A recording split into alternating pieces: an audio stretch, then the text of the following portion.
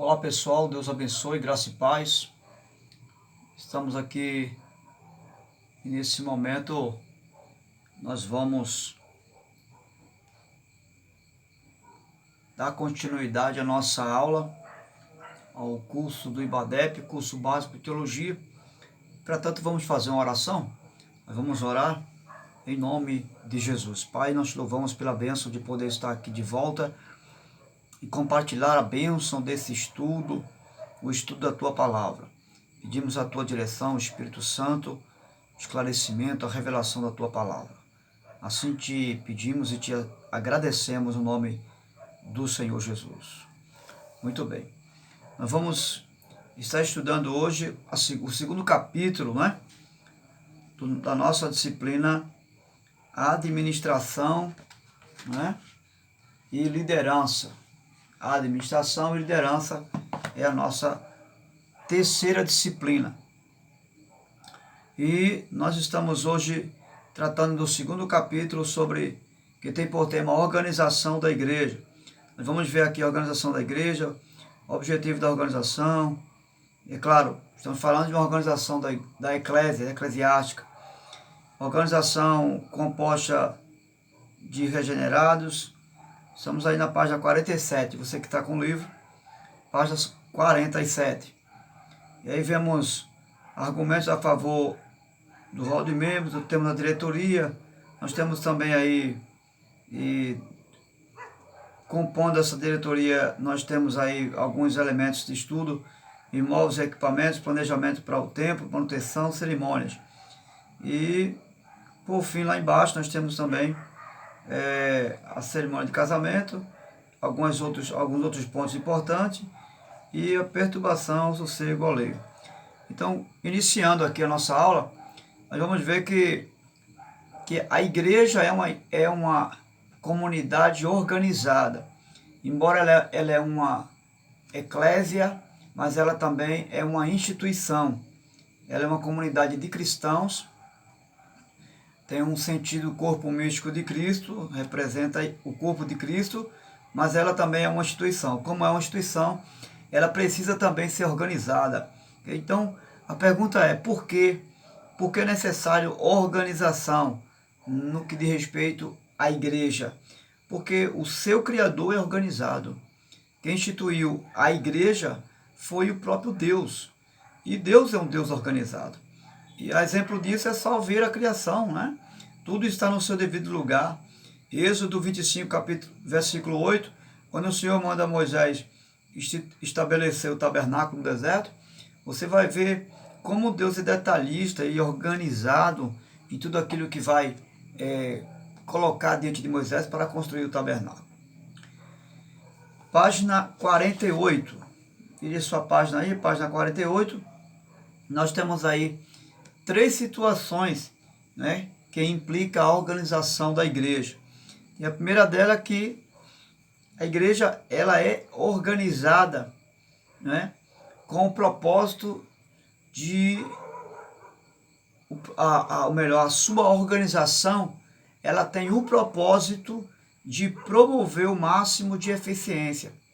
Então, o objetivo da organização da igreja, em todos os seus sentidos, é justamente para promover uma boa eficiência no seu trabalho, naquilo que ela faz como agência do reino de Deus, ok?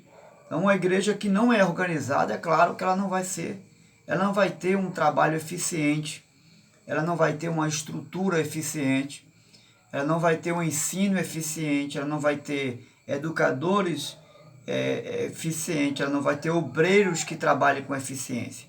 Então, não tem como não tem como ter eficiência no trabalho, sucesso no que se faz, quando não há uma organização. Então, a organização ela gera eficiência, ok? Quando a igreja é organizada, ela só tem a tendência de crescer, né? Tem tendência de avançar e chamar a atenção das pessoas, né? Porque as pessoas veem quando uma igreja é organizada. Quando a igreja tem o seu perfil de organização, a igreja percebe isso e, é claro, quem não vai desejar estar numa igreja que é organizada? Página 48 ainda, nós temos ainda uma outra característica da igreja organizada. O que é que a organização gera? Primeiro, ela vai gerar ou promover eficiência. Segundo, ela vai promover ou gerar segurança, né, para a comunidade.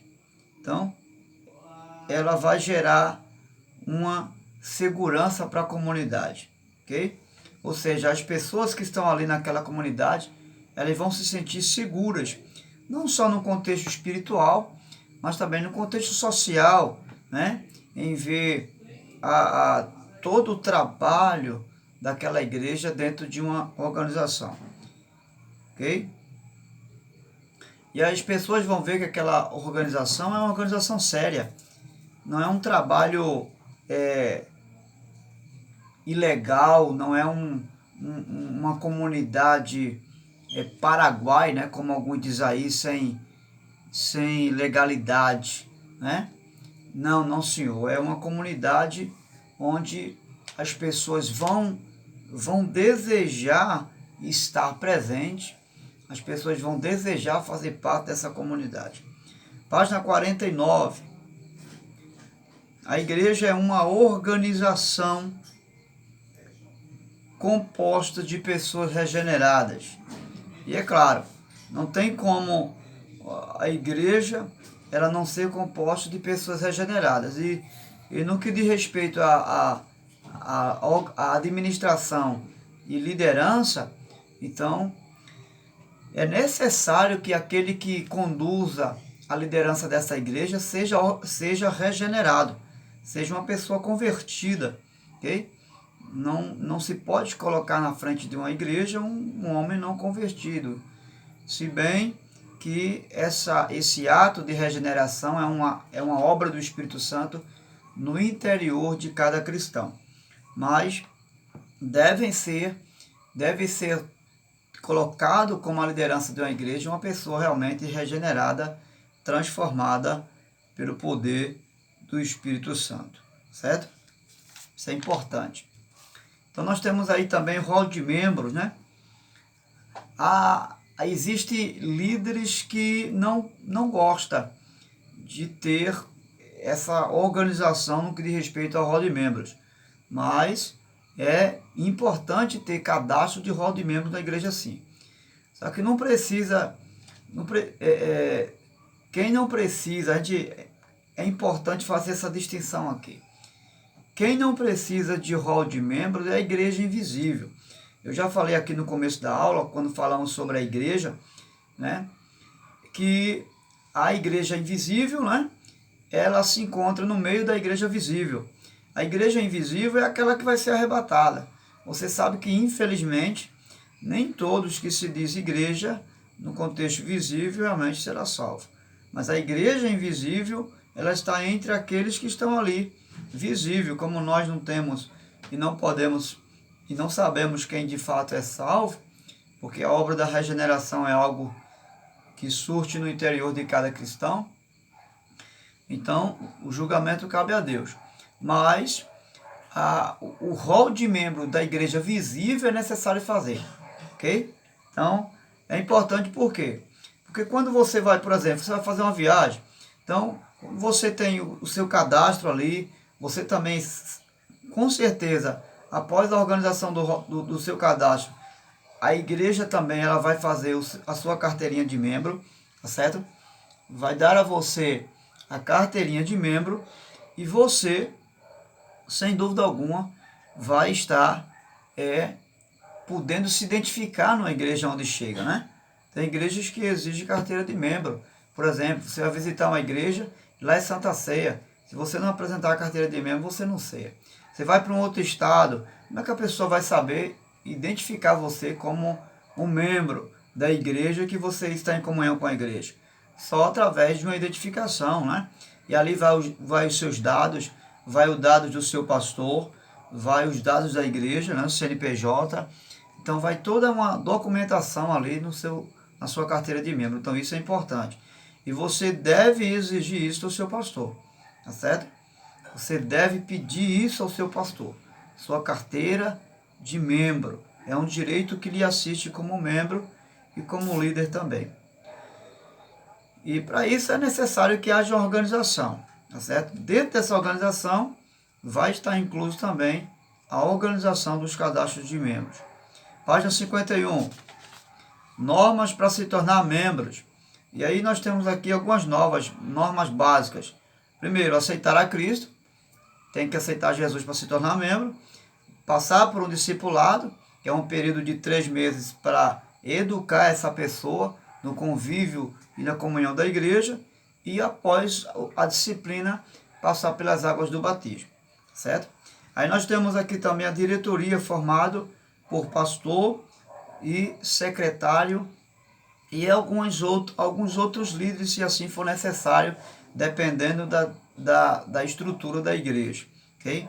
Então é bom frisar que sobre essa diretoria está o pastor como líder geral, certo? Na diretoria tem lá o secretário, tem lá o tesoureiro, enfim, mas o pastor, certo? Ele é o líder geral dessa secretaria, ou seja, toda a documentação, tudo que se passa pela diretoria tem que também ser passado pelo pastor desta igreja. Então o pastor ele distribui tarefas aos líderes e espera que não seja preciso interferir-se nessas tarefas. Ou seja, na diretoria é justamente isso, para que possa ser distribuído as tarefas.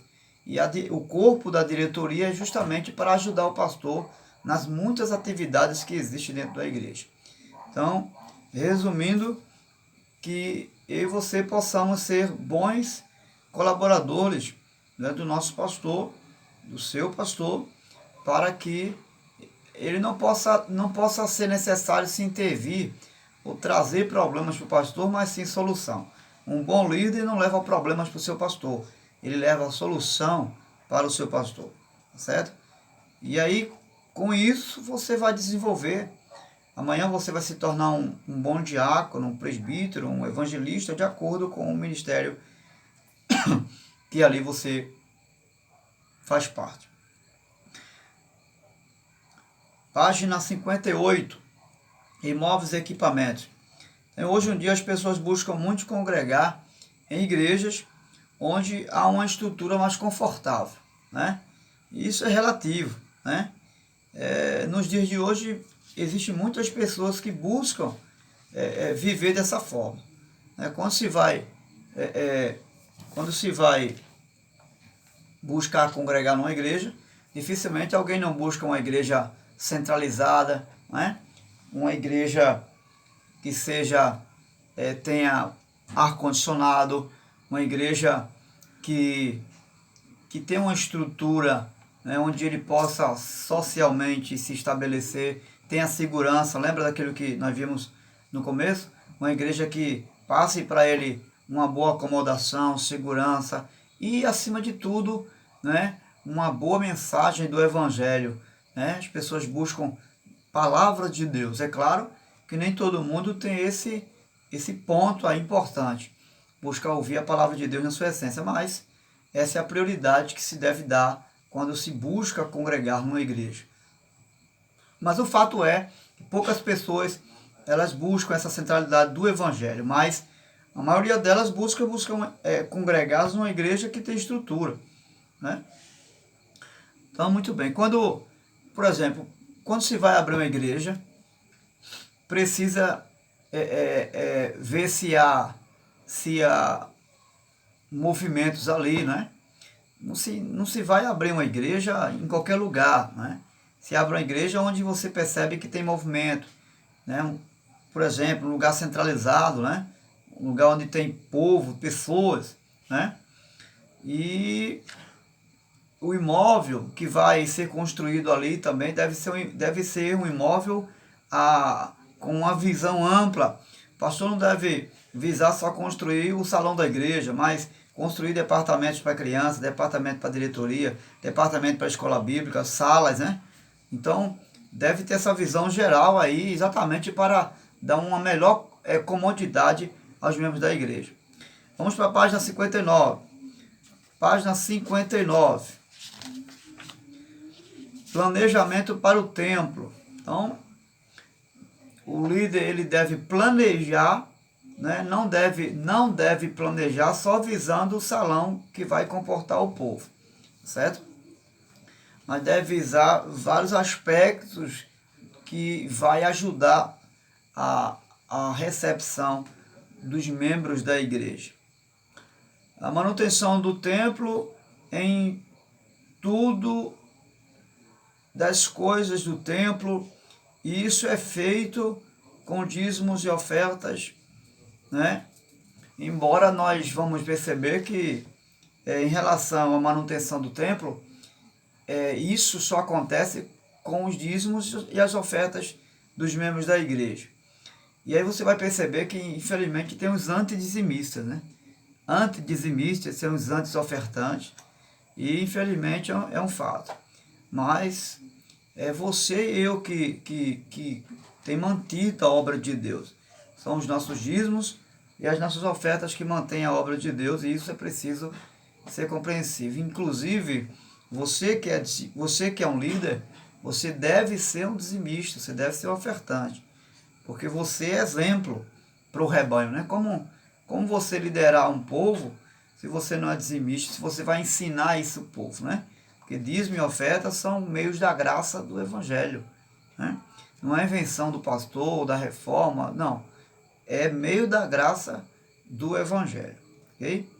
Aí vem aí as cerimônias dentro do templo. Deve acontecer as cerimônias que devem acontecer dentro do templo, não é? Quais são?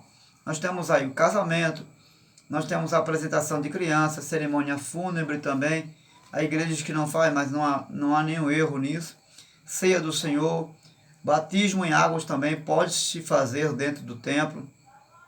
Recepção de membros, né? E culto de Santa Ceia. Também tem formaturas que podem ser realizadas dentro do templo, ok? Então, todos esses acontecimentos aqui, essas realizações, podemos chamar de cerimônias que podem ser realizadas dentro do culto, ok? E, claro, no que diz respeito ao batismo, pode-se batizar por aspersão em casos específicos. O batismo que nós exercemos é por imersão, mas em alguns casos, por exemplo, tem pessoas que estão no leito de uma cama, elas não podem se levantar, decidiu aceitar Jesus e quer se batizar, né? Então, pode sim ir lá e batizar essa pessoa por aspersão. A pessoa está presa, não tem liberdade para sair, não pode sair, a justiça não libera, então pode se batizar aquela pessoa também por aspersão. Página 66. Aí vai falar sobre a perturbação ao sossego alheio. Então, isso aqui vai falar sobre exatamente os ajustes de som, né? Então, hoje em dia, já se exige, né, aquelas portas de vidro. Exige-se porta de vidro para abafar o som, para o som não passar para a vizinhança, né? Inclusive, tem igrejas que moram justamente em meio à comunidade. Tem igrejas que moram mais centralizado, né, em lugares, centros de comércio. Mas tem outras igrejas que já moram assim em bairros e rodeado de lares, de casas. Então, já exige uma porta de vidro, né, para abafar aquele som ali. E a lei permite até 80 decibéis, né, de barulho. Então, passando disso aí, já está infringindo a lei, certo? E outra coisa, o som deve ser colocado um som ambiente, não um som de barulho, né?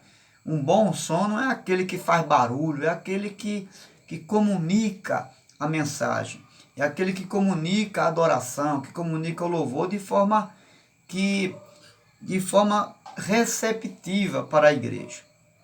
Às vezes tem crianças de colo, né? Crianças recém-nascidas, e aquele barulho, né, pode trazer um problema audicional daquela criança. Página 73, vamos falar sobre administração, ok? Isso é para qualquer instituição. A administração é a forma de governo, é a forma que se estabelece critérios para reger uma comunidade ou uma agência secular, certo? Para administrar pessoas, seja área financeira, enfim, seja uma instituição, como eu já falei, a administração serve justamente para isso. Mas o que é administrar? Administrar prevê ter uma percepção dos acontecimentos, ok? É comandar, é dar direção, é orientar, é coordenar, é presidir uma organização. Isso é administrar. E para isso precisa ter habilidade, precisa ter flexibilidade, né? Precisa ter muita habilidade no que vai fazer. Nós vamos ver a página 78. Administrar os bens da igreja. Nesse sentido, a igreja é uma comunidade sem fins lucrativos. Então, os bens da igreja devem ser administrados sem fins lucrativos, tá? E sem deixar a desejar. Deve ser administrados sem nenhum motivo de fins lucrativos e sem deixar a desejar. E aí na página 79, nós temos a secretaria e o tesoureiro, ok? Nós temos a secretaria e o tesoureiro. E aí é importante entender a necessidade que a igreja tem de ter uma ata, né? Nessa ata ter registros de rol de membros, nessa ata ter registro dos acontecimentos mensais, anuais, mas é claro, nem todas as igrejas procuram ter essa organização. Nessa ata registrar reuniões extraordinárias que se faz, entrada e saída de membro, ok? Então a ata é importante, indispensável para que se mantenha a organização e uma boa administração para essa igreja. Deus lhe abençoe. Na próxima aula estaremos abordando, né, sobre... nós estaremos abordando sobre a administração e liderança. Bons estudos para você.